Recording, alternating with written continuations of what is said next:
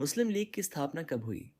ढाका के नवाब आगा खान और नवाब मोहसिन उल मुल्क के नेतृत्व में 30 दिसंबर 1906 को मुस्लिम लीग की स्थापना की गई थी।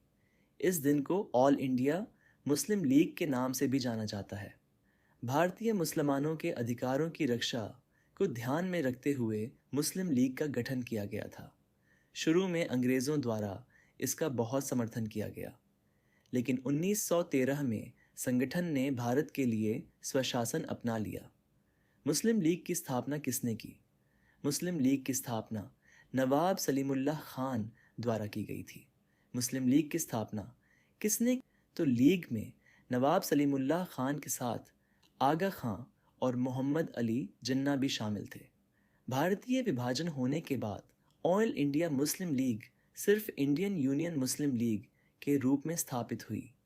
यह एक तरह की सामाजिक और राजनीतिक लीग थी जिसे भारत की मुस्लिम यूनिटी के हितों की रक्षा करने के लिए बनाया गया था। प्रमुख संस्थापक मुस्लिम लीग की स्थापना करने में बहुत से नेताओं ने अपनी भूमिका निभाई है, जिनमें प्रमुख मुस्लिम लीग संस्थापक निम्न हैं। मोहम्मद अली जिन्ना, ये एक राजनीतिज्ञ, बैरिस्टर और पाकिस्तान के संस्थापक थे। मोहम्मद अली जिन्ना 1913 से 14 अगस्त 1947 को पाकिस्तान की स्थापना तक अखिल भारतीय मुस्लिम लीग के नेता रहे। सर सुल्तान मोहम्मद शाह, मुस्लिम लीग संस्थापक में अगला नाम आता है सर सुल्तान मोहम्मद शाह का, जो आगा खान 3 के नाम से भी जाने जाते हैं। यह मुस्लिम एजेंडों को आगे बढ़ाना चाहते थे। सर सुल्तान मोहम्मद शाह अखिल भारतीय मुस्लिम लीग के संस्थापकों और पहले स्थायी अध्यक्ष में से एक थे। नवाब विकार उल मुल्क कम्बोह, ये अखिल भारतीय मुस्लिम लीग के संस्थापकों में से एक थे, जो भारतीय मुस्लिम राजनीतिज्ञ भी रहे। मुस्लिम लीग संस्थापक मुश्ताक हुसैन ने 25 साल की उम्र में अपना राजनीतिक जीवन अलीगढ़ आंदोलन में कार्यकर्ता के रूप में शुरू किया था। मुस्लिम लीग के नेता कौन थे? मुस्लिम लीग की स्थापना में बहुत से नेताओं की अहम भूमिका रही है। नवाब सलीमुल्लाह खान, यह सबसे स्पष्टवादी या समर्थकों में से एक थे। नवाब सलीमुल्लाह खान के कारण लीग का निर्माण हुआ। सर सैयद अहमद खान, ये ब्रिटिश साम्राज्य के समर्थक थे। उन्होंने मुस्लिम हितों के लिए बहुत से आवश्यक कार्य किए और मुस्लिम लीग के गठन में महत्वपूर्ण भूमिका निभाई।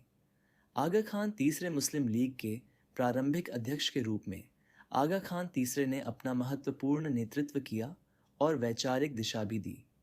नवाब मोहसिन उल मुल्क और अन्य ऐसे कई अन्य मुस्लिम नेताओं ने भी संगठनात्मक आधार तैयार करने में अपना महत्वपूर्ण योगदान दिया। मुस्लिम लीग का इतिहास। लीग की स्थापना। मुस्लिम लीग को 30 दिसंबर 1906 में भारत के मुसलमानों के अधिकारों की रक्षा करने के उद्देश्य से स्थापित किया गया था। हिंदू मुस्लिम एकता। कई दशकों तक मुस्लिम लीग और उसके नेताओं ने एकजुट और स्वतंत्र भारत में हिंदू मुस्लिम एकता बनाए रखने की मांग की। दिल्ली में पहला सत्र 1919। इस लीग ने पहला सत्र दिल्ली में आयोजित किया। सत्र में मुस्लिम लीग के सदस्यों ने राजनीतिक मांगों को प्रमुख रूप से रखा। 1940 के बाद मुस्लिम लीग भारत में रहने वाले मुसलमानों के लिए एक अलग राष्ट्र चाहती थी, जिसे हम पाकिस्तान के नाम से जानते हैं, क्योंकि उनके मन में भय था कि भारत में हिंदुओं का बोलबाला हो जाएगा। लाहौर अधिवेशन।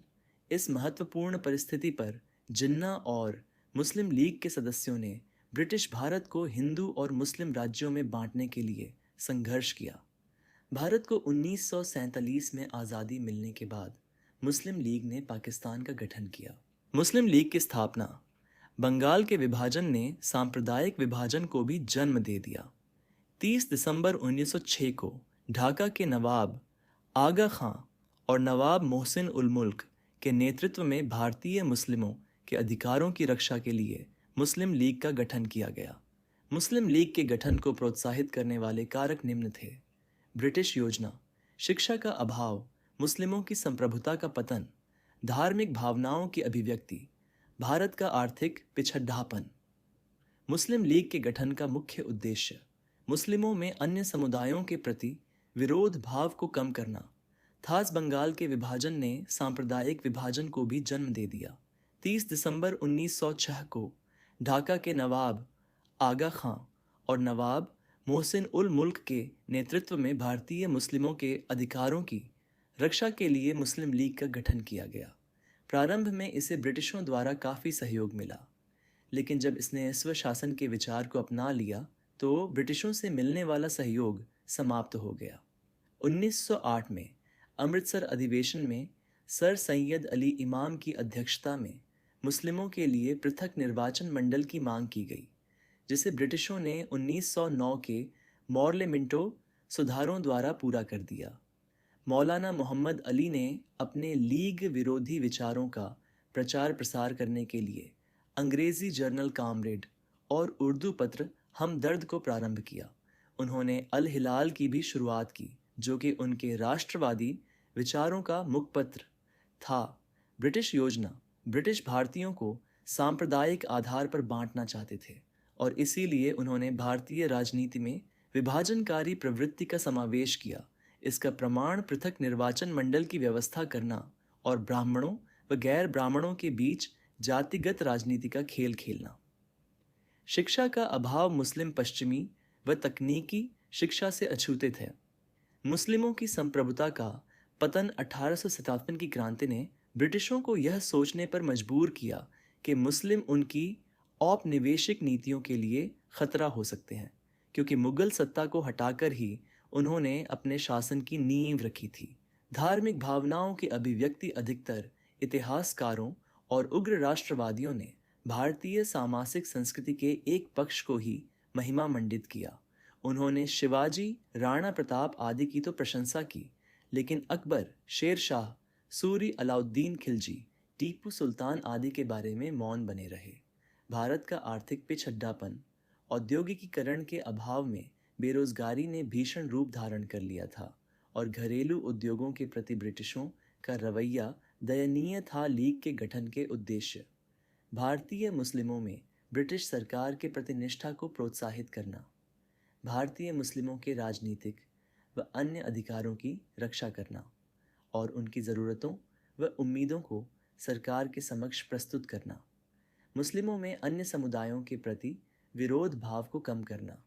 वीडियो अच्छे लगे तो प्लीज़ लाइक करें, कमेंट करें, शेयर करें और सब्सक्राइब करें। मिलते हैं नेक्स्ट वीडियो में। तब तक के लिए धन्यवाद।